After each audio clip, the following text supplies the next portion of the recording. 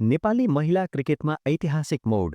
पहिलो पटक विदेशी मुख्य प्रशिक्षक। विश्वकपको सपना अब नजिक। दर्शकवृन्द, नेपाली महिला राष्ट्रिय क्रिकेट टिमका लागि इतिहासमै पहिलो पटक विदेशी मुख्य प्रशिक्षक नियुक्त गरिएको छ। नेपाल क्रिकेट सङ्घ क्यानले भारतीय प्रशिक्षक हर्षल जयन्त पाठकलाई मुख्य प्रशिक्षकको जिम्मेवारी दिएको हो।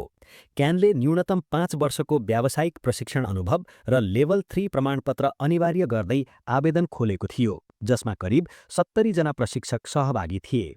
7 वर्षभन्दा बढी अन्तर्राष्ट्रिय अनुभव बोकेका पाठक छनौटमा परे।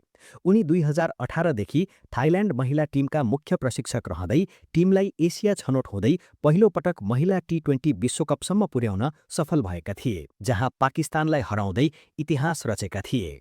अब उनी नेपाली महिला टिमलाई पहिलो पटक महिला टी20 विश्वकपमा पुर्याउने लक्ष्यसहित नेपाल आएका छन्। पहिलो पटक विदेशी मुख्य प्रशिक्षकको आगमनसँगै नेपाली महिला क्रिकेटमा नयाँ रणनीति, व्यावसायिक प्रशिक्षण प्रणाली र अन्तर्राष्ट्रिय सोच प्रवेश भएको छ। यसले विश्वकप ग्लोबल छनौट खेल्न लागेको नेपाली टोलीको आत्मविश्वास बढाउने र अन्तर्राष्ट्रिय मञ्चमा नेपाललाई नयाँ उचाइमा पुर्याउने ठूलो सम्भावना बोकेको छ।